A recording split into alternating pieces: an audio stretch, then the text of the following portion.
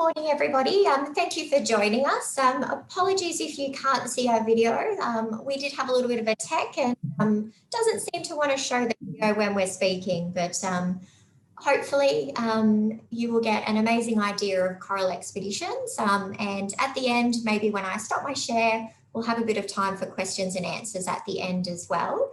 And if you do have those questions, you can just type those into the chat box there. In the question and answer box, and we'll get to those at the end for you.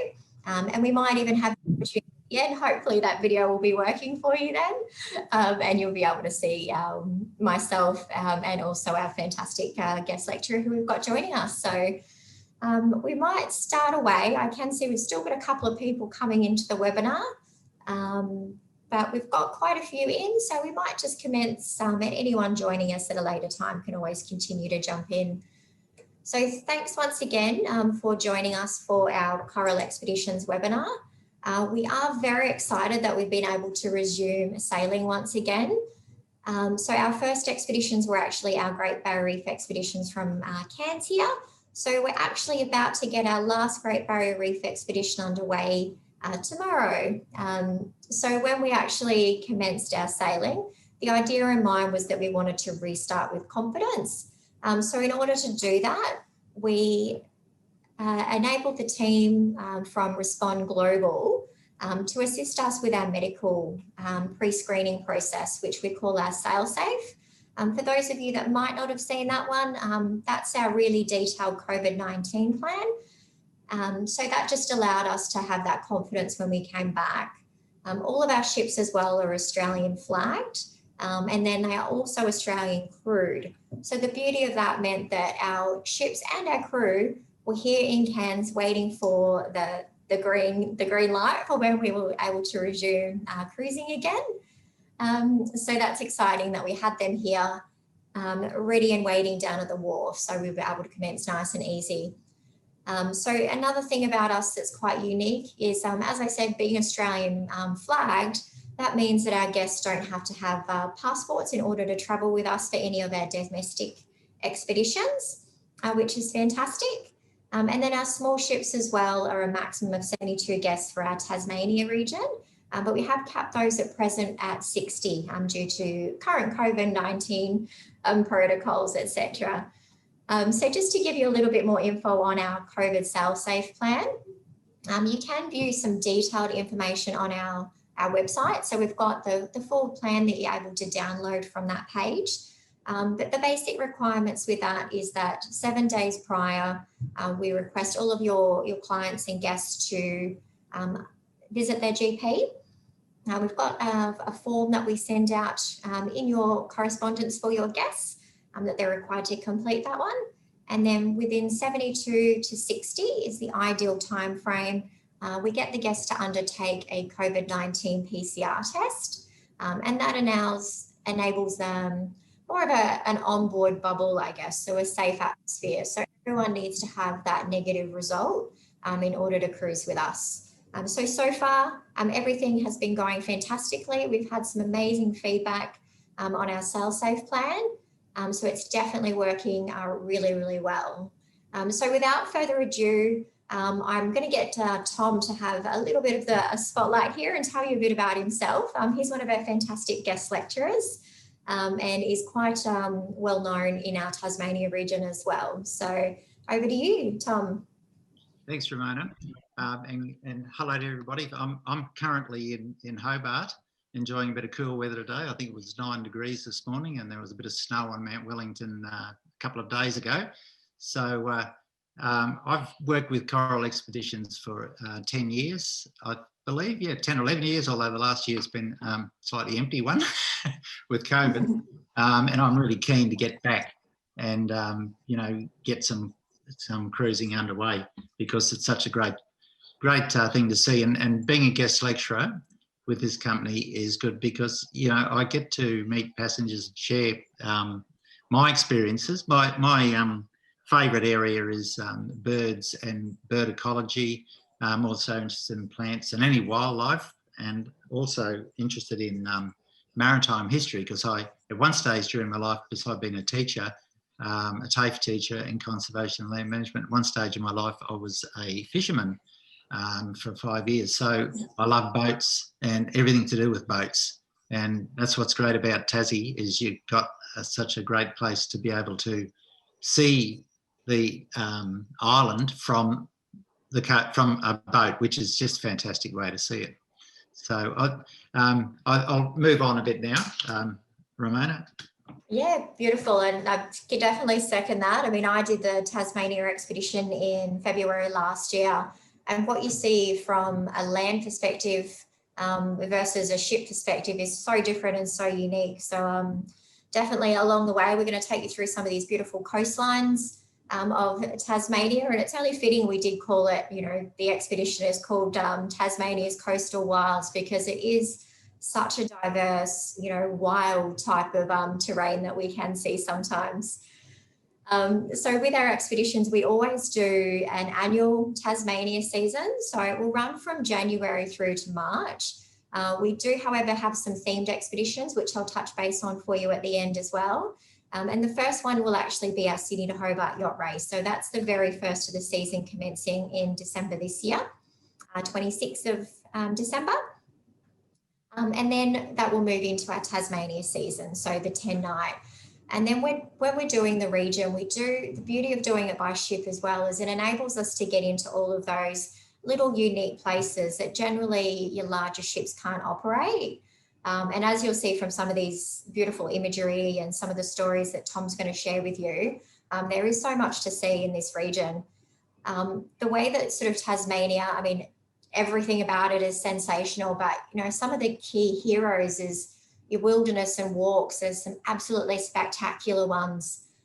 Got so much history in the region, your fauna and flora. I mean, as Tom said, you know, such a spectacular array of those beautiful wildlife that you will see in the region. And then, of course, you know, everyone's familiar with those fantastic food and wine and beautiful tastes of Tasmania. So we've kind of broken it up into those pillars for you to give you a bit of an insight into the different regions. So I'm going to actually hand you over to Tom, and he's going to walk you through some of the fantastic elements that you're going to see along the way.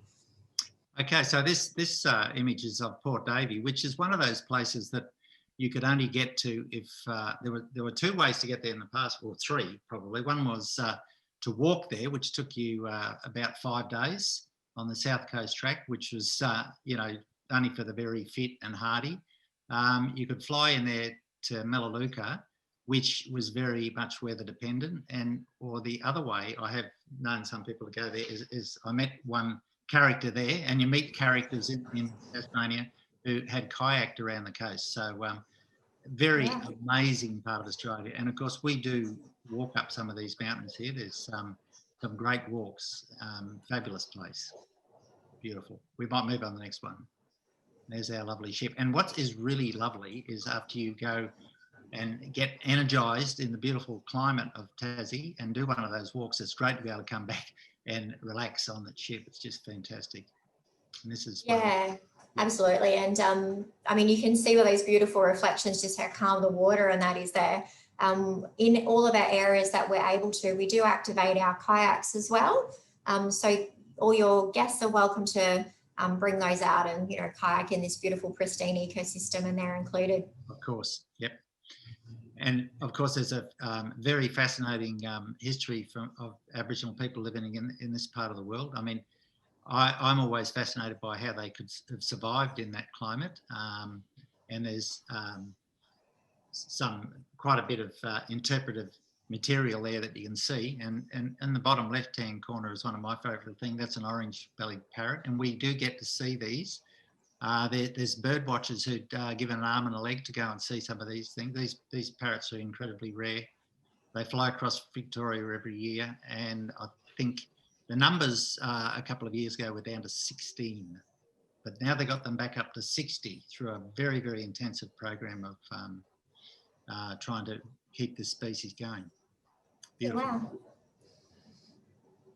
And that is just some of the beautiful scenery in Bathurst Harbor, which is, you know, previously, as I said, the realm of hardy bushwalkers. And there's a few passengers really enjoying having got to the top. I think that might yeah, I can't remember the name of that walk, but that's just one of the beautiful places. And then you'll notice also the creek in the bottom right-hand corner is a sort of a tannin colour. That's typical of the waters of Port Davie in that area, which have a really interesting story about the type of waterway. It's unique. It has in 10 metres of water the sort of reef life, the life underneath that we'd normally find at about 1,000 metres. But that's the sort of stuff detail we'd go into with people when we're there, because it is a fascinating place. People that dive in there, very hardy. People have to go as if they're doing a night dive. Anyway, that's something we will look at. Yeah, it's pretty amazing. I remember when I was there as well, Tom, the water was almost like it was the colour of rust. And I guess, is that due to the runoff of the tannins from the surrounding vegetation? It's from the button grass plains, which are all around the sides of that whole harbour. Yeah, I mean, the whole place is quite different, unique. There's only 2 places in the world that have that similar ecosystem. One is Macquarie Harbour and the other one is Port Davie. So people are seeing something you don't see anywhere else. Yeah, I guess that's one of the beauties to doing it via expedition cruise. I guess it enables us to get into those places which generally most people can't. So that's one of the heroes of our Tasmania expeditions. That's right. I love this place. This is called Matsika Island. You can see a lighthouse in the gap there, and this is one of those places that is got a Dutch name, and this is where the history comes in. There's fascinating history of Tasmania, and that lighthouse there, it's now got volunteers that look after it. Well, it's automated, but volunteers stay there. And I think the highest wind speed recorded there was 200 kilometres an hour a couple of years ago, but it's just wild. And the coast area is lovely to sail past. Fantastic. That's typical. It's one of my favourite areas, absolutely. Like the contrast and the beautiful cliff faces are spectacular. They are. I think they're the highest cliff faces in Australia. This island here is where the yacht race goes around. The Sydney to Hobart rounds that corner there of those of Tasman Island in there, and you'll quite often see schools of dolphins following along. 100 or so. There's some of the dolphins. And the beautiful seals. You can definitely hear them and smell them as you arrive. There's an albatross there. We see those. And there's Tasman Island Light. And some seals we see. These are the things you'd see every trip. Yeah, definitely in abundance. This is a great walk at Fluted Cape on Bruny Island. And of course, the Bruny Island has a great history. It's one of those islands that's just really popular with people now. And we see it from the coming in from the boat. It's just a wonderful way to see it. Very good. That's Adventure Bay. Yeah, and the little white guy you can see down the bottom, the albino Bennett's wallaby. Are they? Correct me if I'm wrong, but are they one of the only places where you can see those? Yeah, that's right. They're one of those things you got to be lucky to see it, but it's there. It's always there for you to maybe you will or maybe you won't. I've seen some that are sort of half and half. Mm-hmm. And I've actually seen a photo of a joey that's white inside an adult that's the normal colour.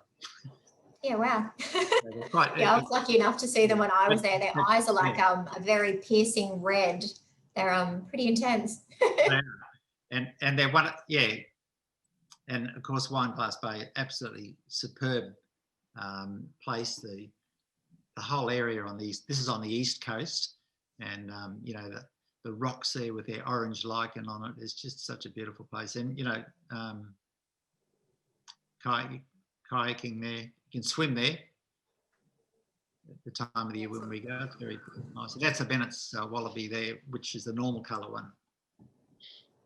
Yeah, so I mean, you can see from even just some of the imagery in the beginning here that there's so many unique walks and hikes to do, and we kind of have something for every adventure level as well. So if guests are sort of wanting to be more of a low-key type of walk, that we do have the less active type walks. Or we do have some of our expeditions which are themed. So our coastal treks, for example, where we do more intensive hikes. So, for those super active hikers. And on our expeditions, we do try and have at least one or two different types of activities throughout the day.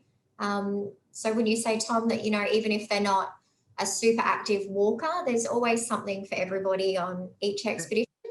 That's right. So in Wineglass Bay here, people they'd have the choice of a walk, or they can do a cruise. And the cruising around that area is absolutely fascinating. As a matter of fact, the hardest thing people have to do sometimes is make a choice. Yeah. How much that they want to do, right? And the cruise around there is around places called Shooting Island, and it's just fabulous country. Yeah, it's beautiful. You keep taking photos And this is the Franklin Wooden Boat Centre. This is a really fascinating place with a history of boat building. Wooden boat building in Tasmania is very, very traditional boats, and they use quite often they use yew and pine. At this particular wooden boat factory, they make boats out of yew and pine, which you may have heard of as a really the world's best boat shipbuilding timber. They're very rare now.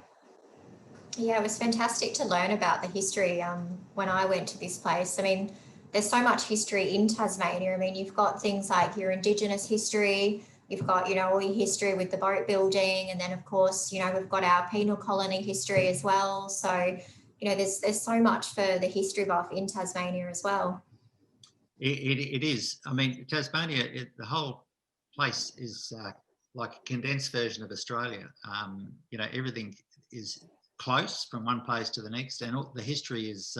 I mean, the convict history is so.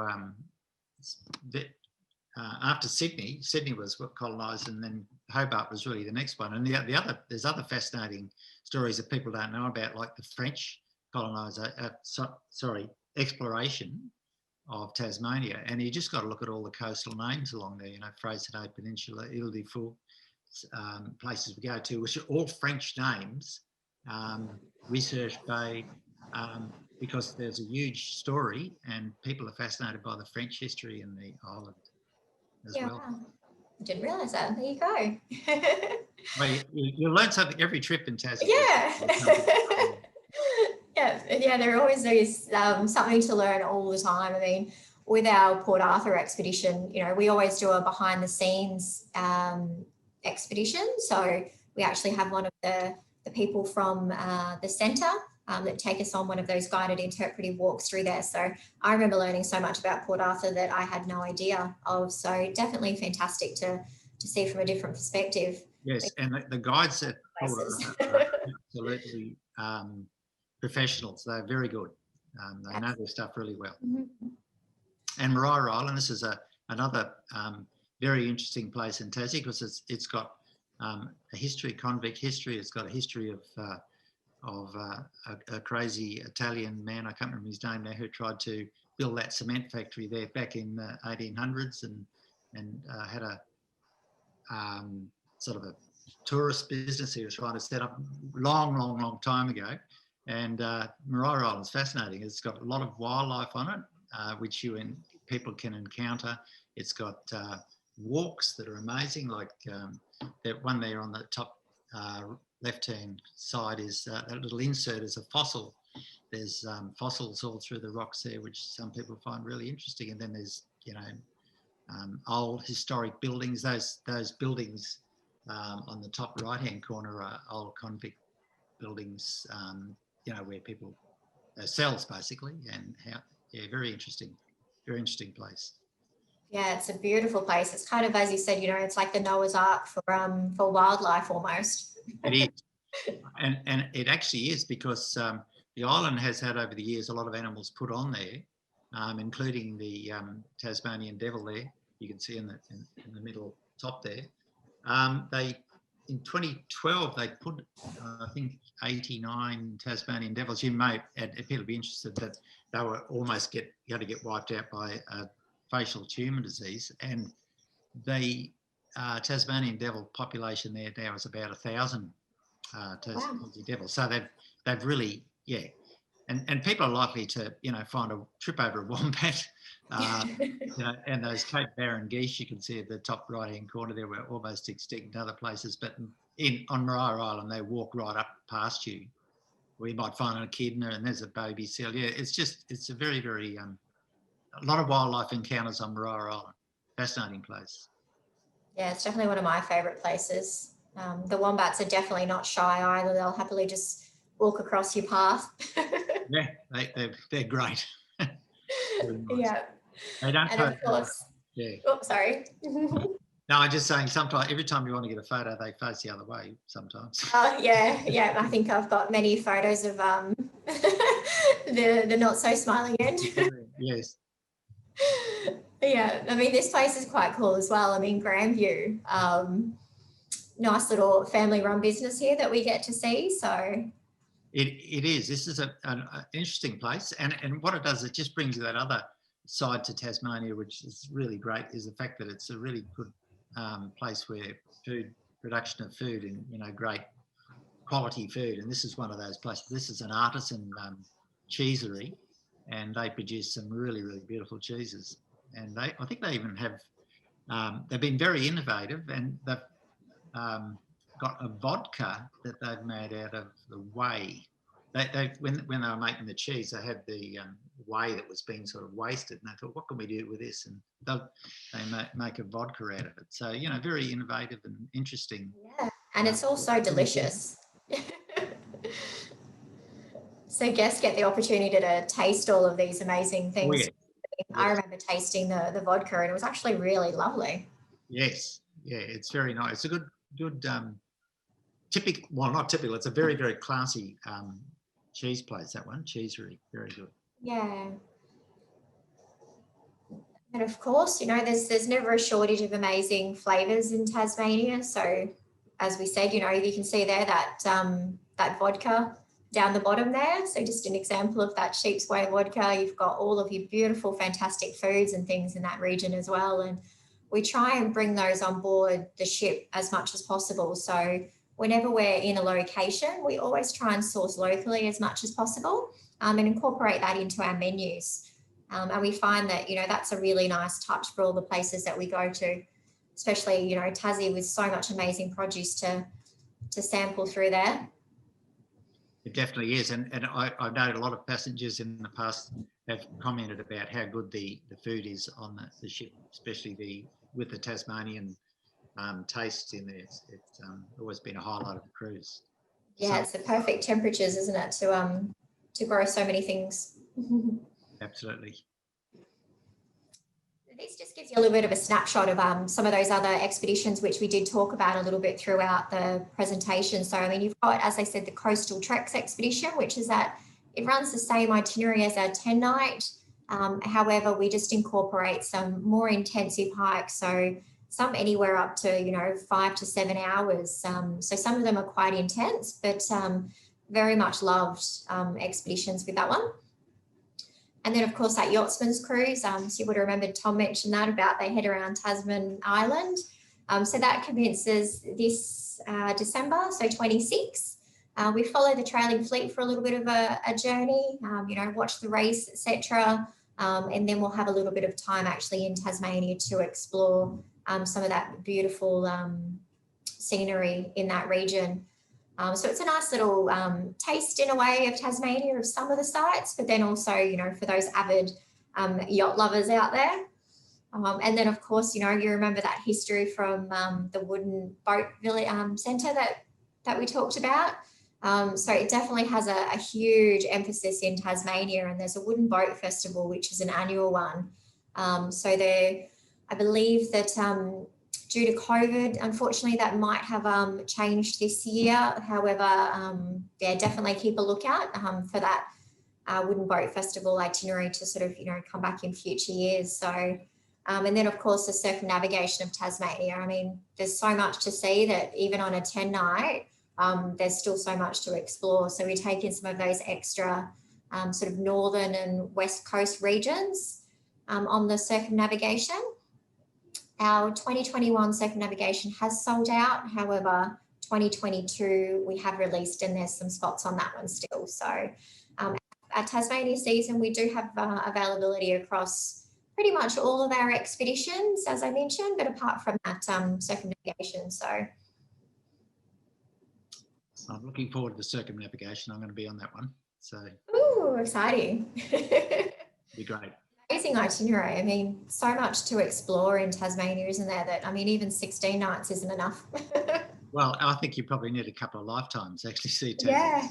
Yeah. I mean, I've been multiple times and there's still so much to see. I mean, even on the cruise, you know, there was so much that I wanted to just go again and again and go back and see. So Certainly. yeah. And of course, you know, when you're on board, we've got that amazing cuisine on board. So everything is chef prepared on board. During our lunch and dinner service, we do include house wines, beers, and select house spirits as well. Then outside of those hours, you know, guests can purchase that. Of course, every meal is included though. We've got your morning teas, afternoon teas, lunch, dinners, breakfast. You know, there's never a shortage of food. Our expeditions are very active, so you definitely do need that refurbishment of your energy levels when you get back on board. That's true. I mean, you probably agree to this as well, Tom, that, you know, that bridge, you can see in that top left, the bridge is one of the highlights of people wanting to go and visit. It is. It certainly is. It's a great place, and you just sort of get up there, and you know, the open bridge policy. You can chat to the captain, or you know, some people like to look at the charts and sort of see, you know, and then tell some stories about what. Yeah, it's a really good, and of course all the equipment is pretty interesting to people. You know, all the navigation equipment and the views from there. It's good. Yeah, fantastic. I mean, especially, you know, during any kind of migrations, or, you know, when they say that they've spotted dolphins, it's one of the most perfect places to be. It is. Yeah. Yeah. And then, of course, throughout the cruise as well, we have various expedition leader lectures or guest lecturers. So, you know, our lovely Tom that's joining us, he will do presentations up in the bridge deck lounge that you can see there in that top right. So we always include those fantastic presentations throughout the cruise, so you can learn so much more about the destinations that we're going to. Yep. And we try to fit those in with what, you know, is very specific to what we're doing. So they're not sort of, and people really find that gives the voyage a lot more, you know, and people have often feedback to me and say, you know, if we'd have gone along this coast or whatever without you guys sort of explaining, and it just gives a lot more depth to the cruise, and people, you know, rave about that at the end of the cruise in their feedback. Yeah, absolutely. It kind of helps you appreciate the region a lot more. It does. It just opens up a new, it gives more depth to it. That's certainly true. Yeah, I mean, of course, not only do we have the presentations and lectures on board the ship, but when we're off ship as well, we've got these amazing explorer tenders, which are actually purpose built for our vessels. So they hydraulically deploy those from one of the top levels and lower them down to that back deck. You can see those guests just boarding super easily. So, and then they hydraulically lower them down into the water. They've also got microphone commentary on board. So, you know, our lovely guest lecturers like Tom can give those fantastic presentations along the way and point out, you know, those areas of interest also. That's right. These explorers are just a fantastic advantage that Coral Expedition has over other companies, I reckon, because people always feed back about it and say, wow, that was such a good idea. And people of all abilities are able to get onto the Explorer. I mean, even if people, I've had people come on board there in their 90s who have decided not to go ashore, but they want to go for a cruise. And it just enables people to get right up into close inshore to see different areas. Even if they can't walk, they can still get to have a great look at a place rather than, you know, from a big ship. It's an excellent way to see the Yeah, absolutely. I mean, it enables us as well to spend a little bit more time in those destinations too, because, you know, you've got that enclosed canopy. They're very comfortable. You've also got a marine toilet on the back, so they've kind of covered all bases. So that's right. It's a fantastic system. Yeah. And these are designed as well to take all of our guests at one time. So fantastic opportunity that, you know, we can deploy our expeditions so much quicker because we're not sort of, you know, waiting for simultaneous deployments. We do, of course, utilise our zodiacs in some areas as well. But majority of our expeditions in Tasmania, we're going to do more than likely on our explorer tenders. However, we do have the support of those zodiacs if we do need them as well. So this gives you a, you know, a bit of an idea of, you know, some of the things that we do include, and that's a fantastic hike, which is in Port Davie, you can see on the bottom. Yes. We try and have these beautiful sunset drinks where possible as well. I mean, there's never a shortage of amazing locations to stop for a beautiful sunset. Very true. It's lovely. Makes me want to go back to Tasmania again. Yep. It's still here. Yeah, I mean, our nice little intimate ships that we have. So our Coral Discoverer, as you would have heard me say, is normally only 72 passengers, but she's got that beautiful shallow draft. So that allows us to get into a lot of those places that, you know, traditionally larger ships can't get to. Even the likes of your Port Davie, Bathurst Harbor, where we've got such a precise mooring that we do need to be on because of the beautiful pristine ecosystem that's there. So that shallow bridge, shallow draft, sorry, allows us to get into those places with ease. So nice and comfortable as well. She's got those beautiful stabilizers to keep her nice and calm on the water. And then because there's so much amazing scenery to take in, they've designed all of our ships with the outside in mind. So you'll find that we've got huge expansive windows around the place because that allows you to get those beautiful views inside and out. We don't have any sort of set dining per se. It's all just a communal dining type of style. So you can sit wherever you'd like. It's, you know, not assigned. During COVID, though, they have changed that slightly where they've done away with the buffets and things like that. And they're more designed to be a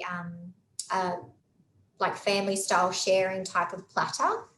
Just to sort of minimise that potential risk. So traditionally we'd have buffets on board, but yeah, at present we have done away with that.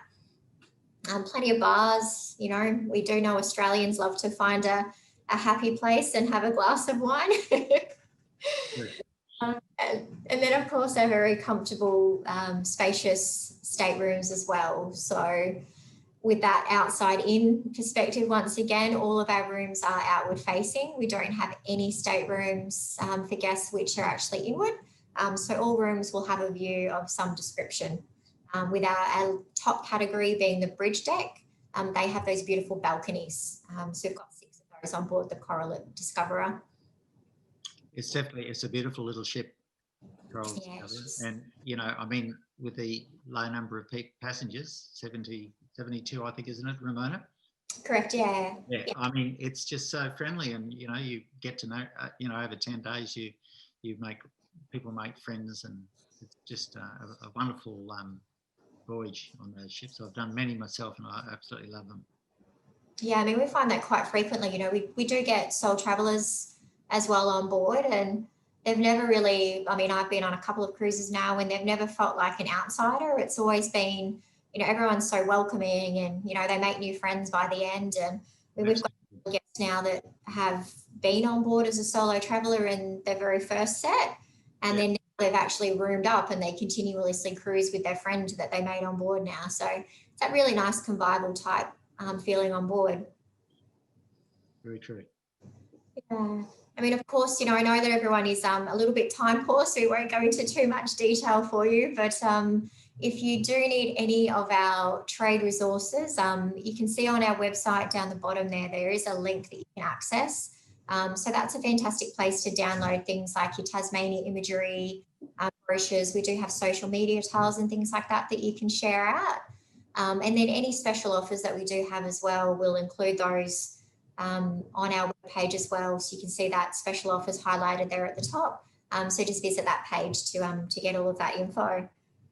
At the moment, we do have a couple of offers for Tasmania. So we've got a reduced solo supplement on our 2021 voyages. We do also have a kind of like a delayed deposit. So where it would normally be a 7-day deposit, at the moment, guests have 14 days in order to hold an option before they have to deposit with you. So that's a nice little bonus as well. So yeah, a couple of things just to keep in mind if Tasmania is on people's lists.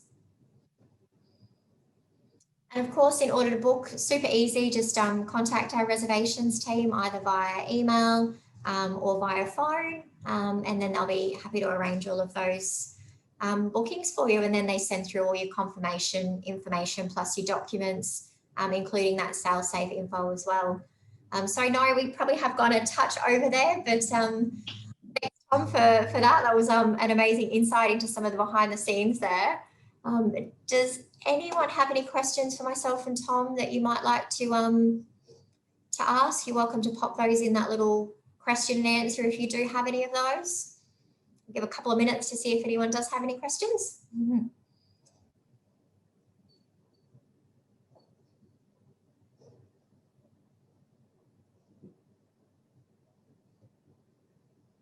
Nope, looks like you were very thorough, Tom, and don't have questions for us. But absolutely, you know, if you do think of something and you do have any questions at all, you're welcome to either just give our friendly reservations team a call, or you can contact myself in our sales team here, and we can happily answer those for you. But thanks, everyone. We do appreciate you joining, and thanks, Tom.